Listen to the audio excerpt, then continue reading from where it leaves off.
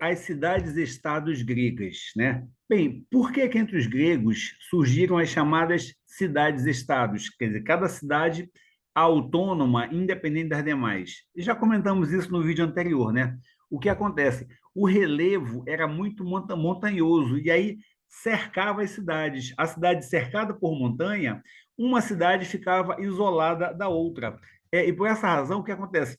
Além da cidade estar isolada uma da outra, o terreno aberto para o mar Mediterrâneo permitia que era mais fácil que a cidade tivesse contato com o mar para navegar e buscar comércio marítimo do que com os vizinhos das terras próximas. E aí, cada cidade se desenvolveu com autonomia e soberania em relação às demais cidades da Grécia Antiga.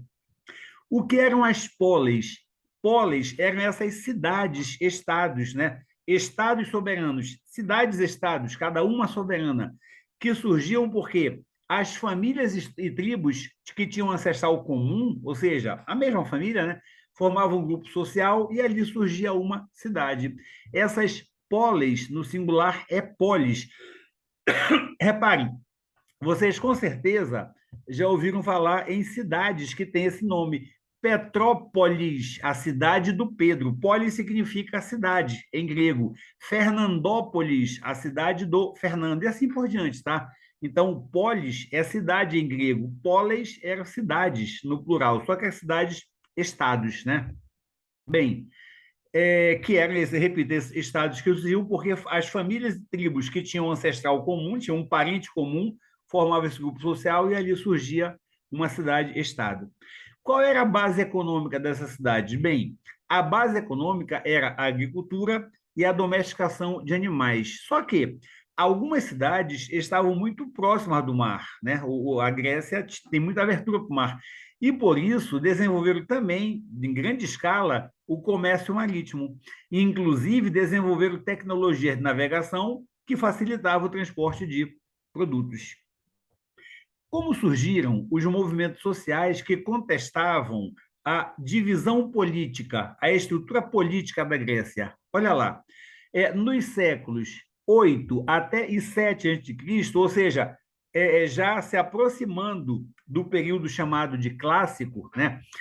As cidades gregas passavam por grande crescimento populacional. E aí surgiram movimentos sociais que contestavam as estruturas políticas. Por quê? Porque o povo em geral queria a ampliação dos direitos políticos e da cidadania. Só quem tinha direito político eram os nobres, e tinha mais gente querendo também poder votar, poder escolher lei, etc. Tá?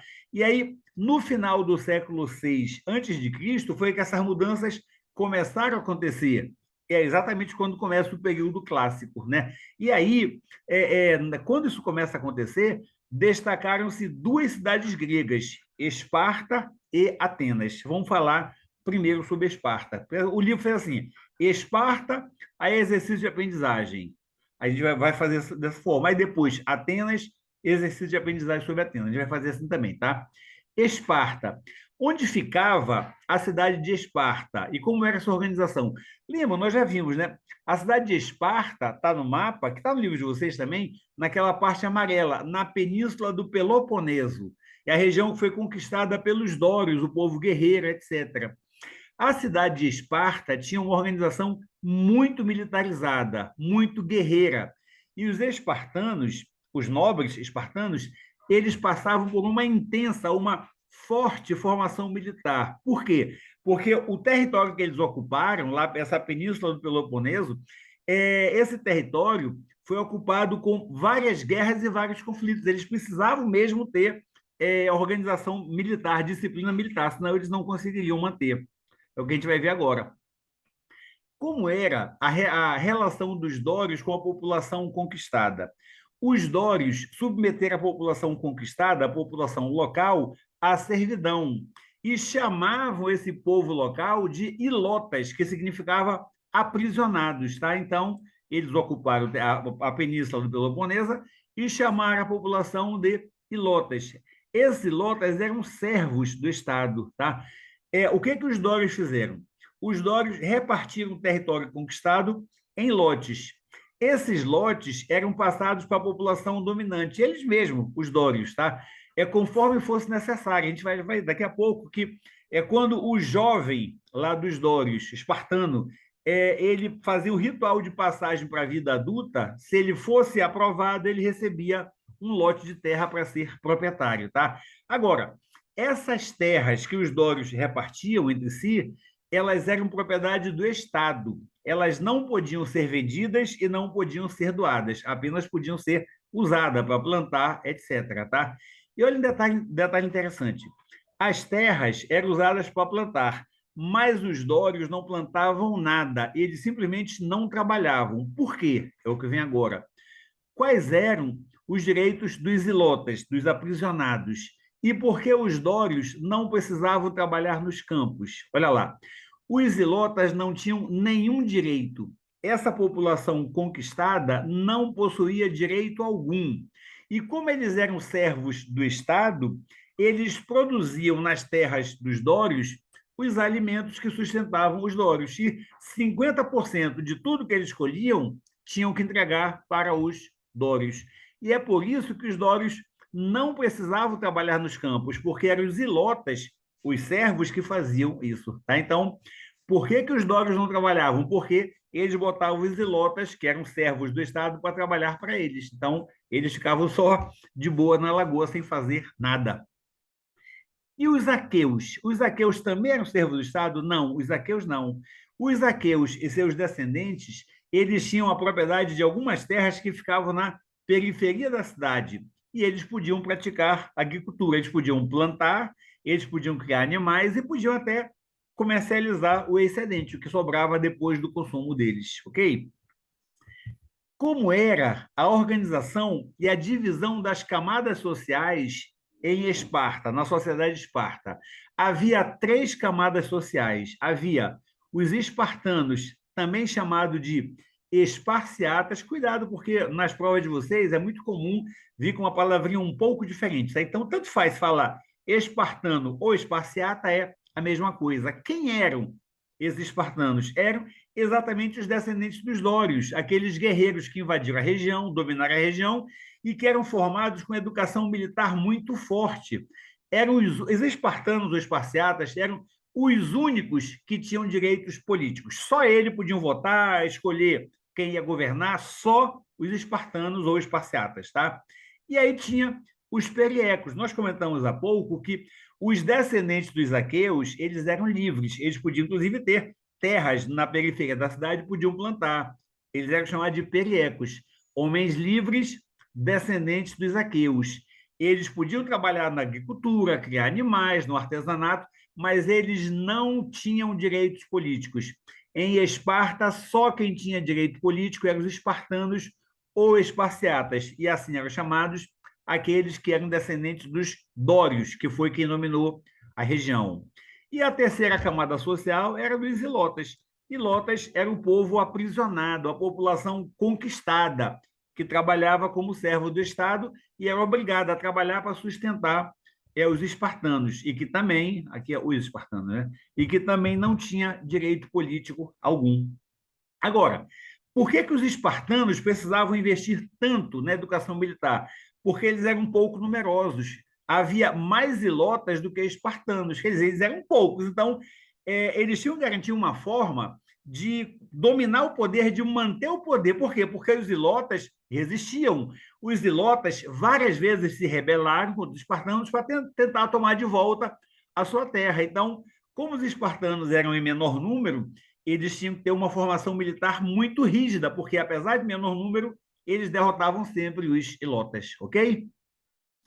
Como era, de modo geral, essa formação militar dos espartanos? Era muito rígida. Quando nascia o filho de um esparciata, de um espartano, o bebê era avaliado por uma comissão de anciãos para ver se ele era saudável para servir ao Estado.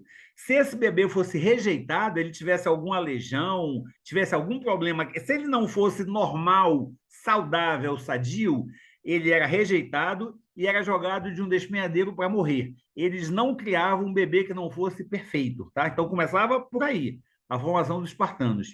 Quando essa criança tinha 7 anos, ela era retirada da família e enviada para um acampamento militar. Nesse acampamento militar, ela até aprendia a ler e escrever, mas só o básico do básico. Eles não queriam ensinar muito a ler e escrever, não. Eles queriam mesmo formar um soldado disciplinado. O que eles ensinavam era o treinamento militar. Ler e escrever, repito, era só o básico para não dizer que não sabia, tá? Nesse acampamento, os garotos eram punidos, eles eram chicoteados, eles dormiam em camas desconfortáveis, eles só podiam tomar banho com água fria, eles tinham que andar descalços, eles só podiam usar uma roupa o ano todo para acostumar com frio, com calor. Quer dizer, tudo isso era fazer parte do treinamento para que eles aprendessem a suportar a dor e se tornarem indivíduos resistentes e sem emoções, né? Porque eles apanhavam o tempo todo para exatamente ficar sem emoções, porque eles iam precisar disso. Vamos já ver por quê. Quando tinha 12 anos, essa criança era levada para o campo e disse, olha, te vira, vai aprender a se sustentar sozinha. Essas crianças roubavam, por exemplo, roubavam plantações.